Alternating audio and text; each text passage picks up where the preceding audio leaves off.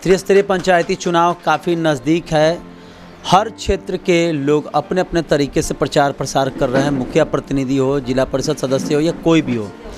आज हम पहुंचे हैं दौलतपुर पंचायत के जो भावी मुखिया प्रत्याशी प्रतिनिधि हैं संजीत फौजी। जी अब फौजी नाम से तो आप समझ ही गए होंगे कि ये फौजी रह चुके हैं और अपने क्षेत्र के विकास के लिए इन्होंने इस बार चुनाव लड़ने का फैसला किया। इनकी जो प्रतिनिधि है वो यहाँ से लड़ेंगे और ये इनका प्रतिनिधित्व कर रहे हैं। आइए हम बात करते हैं संजीत जी से कि किस तरीके और क्या कारण था कि वो क्षेत्र में चुनाव लड़ रहे हैं मुखिया का। जी सबसे पहले मैंने पढ़ाई के दौरान ही सोचा था कि यहाँ की जो व्यवस्था है, लोगों की रहन सहन बोलचाल, उसको कैसे सुधारा जाए। इसके लिए मैंने सबसे पहले अपने आप को उस लायक बनाया।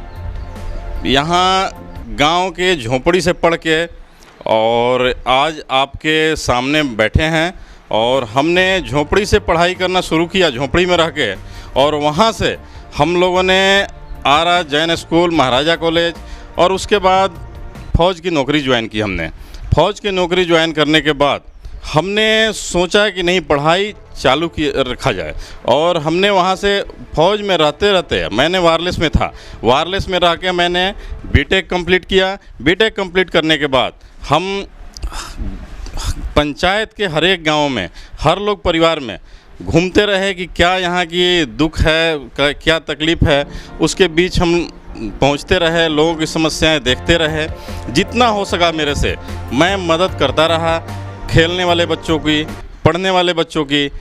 और अब मौका आया कि लोगों ने, पंचायत के लोगों ने बुलाया कि आप आइए, आप में क्षमता है, योग्यता है और ऐसे लोगों की हमारे पंचायत में ज़रूरत है, आप आइए और चुनाव लड़िए।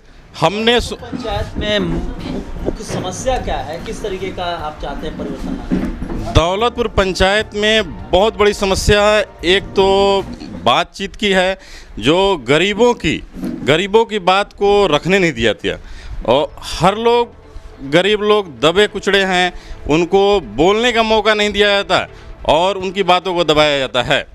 जैसे कि कोई गरीब का लड़का अगर बोले कि नहीं ये ऐसे होना चाहिए और ये सही नहीं है, जैसे रोड बन रहा है तो ये सही नहीं है, मान लीजिए कि नल जल की योजना है, ये सही नहीं है, तो नल जल की योजना पे बोले अगर कोई गरीब लड़का, उसको प्रताड़ित किया जाएगा, उसको धमकाया जाएगा। तो ऐसे स्थिति में हमने देखा कि ये तो लूट मची हुई है और उस लूट को रोका कैसे जाए, तो सबके बीच रखा गया बात। तो उन्होंने बोला कि नहीं, आप लोग आगे बढ़ चढ़ के आइए, आप लोग अच्छे नौकरी पे हैं, पढ़े लिखे हैं, प्रतिष्ठित हैं और आप लोग अपने आप में परिपूर्ण रहने से कोई फ़ायदा नहीं, समाज के बीच में आइए, समाज के बीच में आइए, हम लोग आपके पीछे हैं। तो हम लोगों ने ये देखा लूट मची हुई है, लूट को कैसे रोका जाए। तो समाज में हमने 2 साल पहले, आज से 2 साल पहले हमने अभियान चलाया है, सब लोगों से मिला, सब लोग बोला कि नहीं बहुत अच्छी बात है। हमने विचार किया कि चुनाव लड़ा जाएगा, हम रिजाइन करके चुनाव लड़ने आ रहे हैं। तो सब लोगों ने बड़ा मान सम्मान दिया, इज्जत दिया और बुलाया। और इस चीज़ को आगे बढ़ाने के लिए हमने जहाँ तक हो सके बच्चों की पढ़ाई में कोई तरह की दिक्कत हो रही है, उसमें पेंसिल, कटर, कॉपी, किताब सब अवेलेबल कराने की हमने एक मुहिम चला रखी है। और जिस गरीब के घर में राशन नहीं है, उसको अगर आके बोलता है तो उसको राशन अवेलेबल कराया जाएगा। और हमने कोरोना काल में कराया भी है अवेलेबल। और गांव का विकास कैसे हो, तो विकास के मामला में ही लूट मची हुई है। हर लोग चाहता है कि 2 इंच ढलाई करें और पैसा पूरा खा जाएं।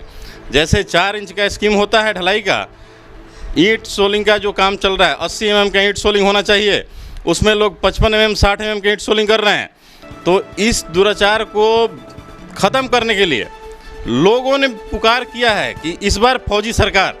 तो हम लोगों के पुकार पे आए हैं पंचायत चुनाव में और हमारी मिसेज चुनाव लड़ रही हैं यहाँ से, ज्ञात्री कुमारी, वो भी पढ़े लिखी सुशील सभ्य लेडीज़ हैं। तो उनके साथ कदम में कदम मिला के हम लोगों की सेवा करने के लिए सदैव तत्पर हैं। और चाहे खेल की मैदान हो बच्चों की या पढ़ाई का क्षेत्र हो, कभी भी जो बच्चे खोजेंगे, जो गार्जियन खोजेगा कि मेरे बच्चे भूख से तड़प रहे हैं, उनके लिए हम सदैव तत्पर हैं और रहेंगे।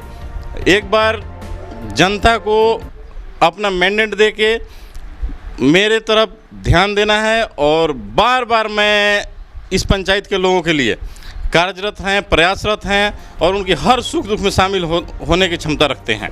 एक बात बताइए, आरा सदर प्रखंड अंतर्गत सबसे नज़दीक क्षेत्रों में से आता है, लेकिन हमने जब गांव में आया तो सड़कों की वही हाल स्थिति है, नल जल की वही स्थिति है। तो इस तरीके का इतना एक लंबे समय से यह व्यवस्था चलते आ रहा है, तो इस व्यवस्था को दूर करने और इस व्यवस्था को परिवर्तन करने के लिए क्या लोगों का इस बार आपको मैंडेट देने के लिए पूरी तरह तैयार है? देखिए, जहाँ तक रास्ते की बात रही तो ये बाढ़ग्रस्त क्षेत्र है। बाढ़ग्रस्त क्षेत्र होने के कारण रोड बनता रहा और सही तरीके से नहीं बनने के कारण उखड़ता रहा। पिछले हमारे माननीय एमएलए अनवर आलम जी ने इस हमारे गांव के रोड को मुख्यमंत्री विकास योजना के अंदर जोड़ने का काम किया है और उन्होंने बहुत प्रयास किया और इसको अमली जमा बनाने में अभी टाइम लगेगा। जितना हो सका सरकार का प्रावधान है, उस हिसाब से जो फंड आया, अभी शुरुआती दौर का कार्यक्रम चल रहा है और आगे अच्छा रोड बनेगा। अनवर आलम को मैं इसलिए बहुत बहुत बधाई देता हूं, हमारे गार्जियन स्वरूप हैं और अच्छी पहल में रखा है। रही बात नल जल की, नल जल में बहुत बुरी हाल है, कहने लायक नहीं है। मेरे को नल जल के नाम लेते आंसू आने लगती है। नल जल में ऐसा स्थिति है, हमारे सामने वार्डर बैठी हुई हैं, वार्ड नंबर 4 की। इन्होंने अपनी व्याख्या बताई मेरे से, जैसे अगर 12 लाख की फंडिंग हो रही है नल जल योजना के लिए, तो 12 लाख में 30% पहले कमीशन के रूप में मुखिया को देना है इन लोग, जैसे बताया इन्होंने, और मुखिया 30% ले लिए, उसके बाद किनारे हो गए। नल जल योजना पूरा हो नहीं पूरा हो कैसे हो, अभी तक इनका एमबी पास नहीं हुआ है और एमबी के लिए बार बार भटक रही हैं। कितने वार्ड हैं इस पंचायत में? इस वार्ड में 14 पंचायत हैं। तो 14 पंचायत में क्या सभी में इसी तरह गड़बड़ी? 14 पंचायत में ये जो वार्ड है, 14 वार्ड में ये जो वार्ड नंबर 4 रही, इसकी दशा थोड़ी सी सुधरी हुई इसलिए दिखती है कि इन्होंने ये जो माताएं हैं बैठी हुई, इनकी बहुत बड़ी योगदान रही और एक इनका सचिव है लाल बहादुर यादव, इसका भी बहुत बड़ा योगदान रहा कि ये यहाँ के वार्ड के जनता लोग 2 साल से पानी पी रहे हैं, रासायनिक युक्त पानी पी रहे हैं। और बाकी वार्ड में 13 के 13 वार्ड जो हैं वो आज तक नल जल शुरू नहीं हुआ। अभी तक किसी में पिलर खड़ा करके रखा हुआ है, किसी में टंकी बना तो मोटर नहीं लगा और किसी में पाइप नहीं बिछी है, ऐसा स्थिति है। तो लूट खसोट मची हुई है, सब अपने लूटने के चक्कर में पड़े हुए हैं। चुनाव में परिवर्तन होगा? देखिए, परिवर्तन तो जनता की विचार है।